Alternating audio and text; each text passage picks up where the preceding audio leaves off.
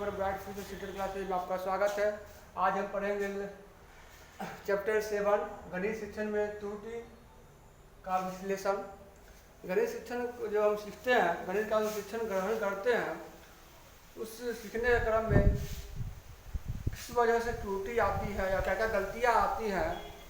गणित सीखने के क्रम में क्या क्या गलतियाँ होती हैं और किस वजह से गलतियाँ होती हैं, इसके बारे में हम पढ़ेंगे विस्तारित रूप से।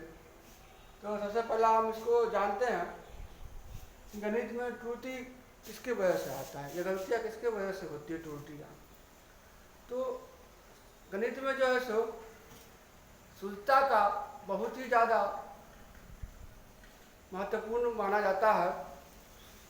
गणित में अगर शुद्धता है तो आप योग्यता को आप प्रदर्शित कर सकते हैं, आप परिणाम को सरलता से हासिल कर सकते हैं। गणितीय करण में शुद्धता की बहुत ही ज़्यादा महत्वता होती है। इसके बारे में हम अभी जानेंगे।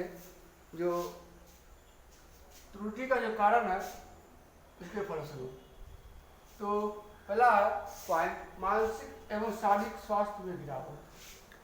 जो व्यक्ति जो बच्चे मानसिक और शारीरिक रूप से अस्वस्थ है, वह जो है सो किसी भी गणितीय रूप से किसी भी विषय वस्तु को, किसी भी समस्या को हल करने में अपनी रुचि अभिरुचि नहीं दिखाते हैं ठीक से, उसमें कमी आ जाती है। वह अपने आप में उस विषय वस्तु के प्रति, उस काम के प्रति, उस पर्सन के प्रति, उस समस्या के प्रति अपने आप को जो है सो उस विषय पर फोकस नहीं कर पाते हैं सही तरीके से। अपने उसके बच्चों के जो है सो एकाग्रता में कमी आ जाती है, उनके शारीरिक और मानसिक स्वास्थ्य में कमी के कारण। तो इस तरह से जो है वो गलतियां भी उसमें कर पाते हैं, गलतियां करते हैं या मानसिक और शारीरिक स्वास्थ्य की कमी के कारण जो है सो बच्चे उसमें गलतियां करते हैं, क्योंकि उनका मेन फोकस जो होता है वह ठीक से उस विषय वस्तु पर नहीं हो पाता है, मानसिक और शारीरिक स्वास्थ्य की कमी के कारण। तो आगे आते हैं गणित के प्रति नकारात्मक दृष्टिकोण है। आजकल देखते हैं बच्चे का खासकर और गार्जियन का भी नकारात्मक दृष्टिकोण होता है कि गणित सीखने से क्या होगा, गणित पढ़ने से क्या होगा। ये आपका नकारात्मक दृष्टिकोण है। अगर आपको गणित सीखने के क्रम में गलतियां हो रही हैं तो देखिए, गलतियां जो है एक सीखने का भाग है। अगर कोई भी चीज़ आप सीखते हैं तो सीखने के क्रम में गलतियाँ होती है और आप गलतियाँ करेंगे तभी तो उसमें सुधार करेंगे और आप निश्चित परिणाम को प्राप्त करेंगे और सफलता को हासिल करेंगे। तो गलतियाँ जो होती है वो सीखने का एक भाग है, सीखने का एक प्रक्रिया है। तो उससे हमको दूर नहीं भागना चाहिए। अगर गलतियाँ करते हैं तो बार बार गलतियाँ करते हैं, उससे हम सीखते हैं। तो इसमें एक चीज़ और होता है नकारात्मक दृष्टिकोण में, अगर बच्चा गलती करता है तो सोचता है ओह हम इसको सीख नहीं पा रहे हैं, समझ नहीं पा रहे हैं। बच्चे के अंदर में नकारात्मक दृष्टिकोण आ जाता है उस विषय के प्रति, उससे वो दूर भागने लगता है, उसमें भय पैदा हो जाता है गणित के प्रति। ये आपका नकारात्मक दृष्टिकोण हुआ। उसके बाद समस्या को हल करने की योग्यता का अभाव। किसी भी समस्या को उस पर चिंतन करने का, तर्क वितर्क करने का, अगर आप में उसका समस्या का समाधान करने की क्षमता नहीं है, योग्यता नहीं है, तो आप उसमें त्रुटि या गलतियां करेंगे ही समस्या को हल करने में। उसके बाद आते हैं आत्मविश्वास व आत्मनिर्भरता का अभाव।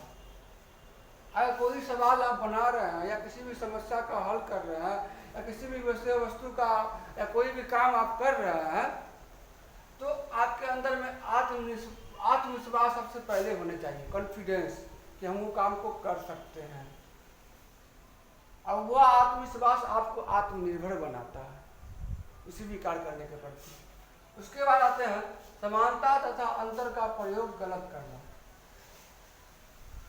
किसी भी विषय वस्तु में कौन समान विषय वस्तु है, गणितीय रूप से गणित का कोई तथ्य ही मान लीजिए, कोई गणित का कोई तथ्य है, कोई वाक्य है, उसमें हमको अंतर करना है कि कौन सा सही है और कौन सा गलत है, कौन सा समान है और कौन सा असमान है। अगर इस प्रयोग में हम गलत साबित होते हैं, वहाँ भी हमारी गलतियाँ होती हैं। उसके बाद है भाग और भिन्न की समस्या हल न कर पाना। भाग में आपको गुना से संबंधी हासिल की समस्या आ जाती है। भिन्न में अंश और हर का समझ विकसित ना हो पाना कि ये 4/5 है तो ये आपको अंश हो गया और ये आपका हर हो गया। ये सब जो है सो अगर आप समझ नहीं पा रहे हैं, इससे संबंधित भी आपके बच्चे गलतियां करते हैं, समस्याएं करते हैं। उसके बाद आते हैं हम समीकरण गलत बनाना, ज्ञात अज्ञात राशियों का स्पष्ट ज्ञान न होना।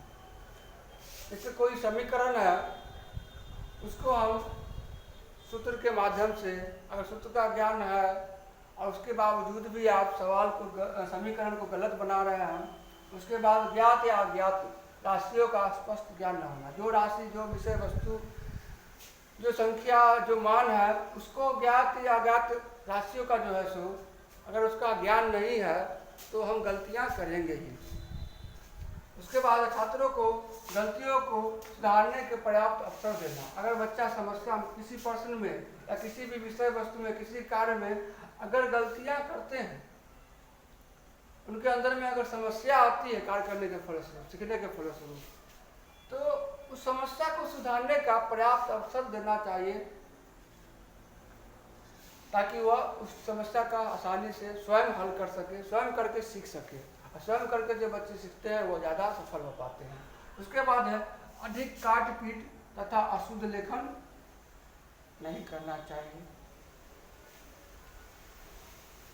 काट पीट मतलब समझ रहे हैं, अगर हम कुछ भी ये सवाल बना रहे हैं तो उसमें अधिक काट पीट नहीं करना चाहिए। ऐसे कि 2 है, 5 है, अगर 2 गलती हो गया या 5, मान लीजिए 5 गलती हो गया तो फिर इसको जो है क्या किए, ऐसे ऐसे किए, ये आपका काट पीट हो गया। अगर यहाँ पर 3 गलती हो गया तो इसको हम काट दिए ऐसे करके, फिर यहाँ पर 3 लिखे, तो ये आपका क्या हो गया, काट पीट हो गया, अशुद्ध लेखन हो गया। अशुद्ध लेखन मतलब होता है कि आप कोई भी वाक्य को, कोई भी शब्द को सही सही नहीं लिख रहे हैं, ये भी आपका अशुद्ध लेखन हो गया।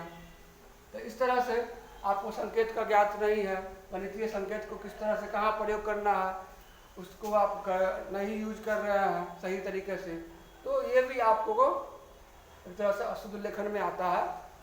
तो इस तरह से आपका चैप्टर 7 का कुछ भाग आज हम पढ़ाए हैं और अगला भाग फिर जो है सो हम अगले वीडियो में पढ़ेंगे।